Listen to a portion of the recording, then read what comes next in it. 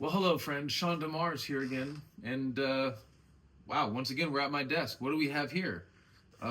We have the fantastic book published by Nine Marks, Prioritizing the Church in Missions. Oof, this is a good one. If you haven't read it, you should definitely read it. We have Patrick Schreiner's commentary on the book of Acts here. Ooh, we have Stephen Wellham's Systematic Theology. Yes, very nice. Oh, and wouldn't you know, we have a box. This box is from Reaching and Teaching. Now, I think the last time we were here together, I had a box from Missionary. Missionary, Radius, love those guys. One of my favorite missionary training organizations. Reaching and Teaching, another organization that I love a lot. One of my favorite missionary sending organizations. And Ryan Robertson was very kind to give me this box. Let's see if I can open it, or if it goes as badly as it did last time I tried to open a box on this channel. Nope, easy. All right, Reaching and Teaching might have the advantage over Missionary. There's no tape on the box. I just open it very simply and easily. Okay, well, we have another hat, so apparently I really have to become a hat guy. This says, Pray for KL. Now, you may be wondering, what is KL? I'm pretty sure it stands for Kuala Lumpur.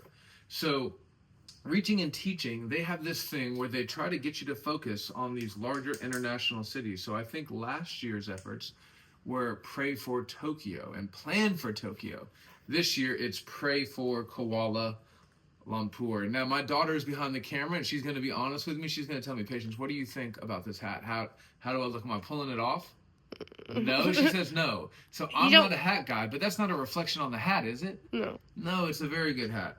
Okay, we have the Pray for Kuala Lumpur book, which tells us about Kuala Lumpur, who they are, what language they speak, what their culture is like, so that if we want to be praying for and serving them, we do so meaningfully, not just generally and vaguely, but specifically.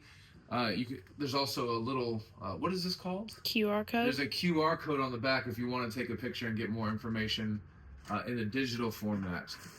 We also have, a sweater. This is probably easier to open than I am making it, but I'm just going to tear it like the brute that I am. We have a sweater here. Ooh, I got to tell you, I know the guy who's behind the design of this merch, and he is phenomenal. He always chooses high quality material, and he's got an eye for design, and I think it turned out really well. Now, here's the thing. Here's what I want you to know about stuff like this.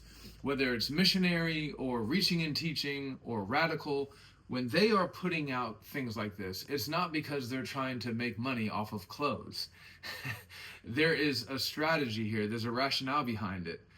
And I wonder maybe if you can tell me in the comments what you think that strategy is, because it's definitely not just to make money selling clothes. So anyways, if you want to know more about Reaching and Teaching, if you want to know more about Kuala Lumpur or for Tokyo, Pray for Tokyo, any of those efforts, any of those endeavors, I would encourage you to go on their website, look around, and see how the Lord might be calling you to partner with them in ministry.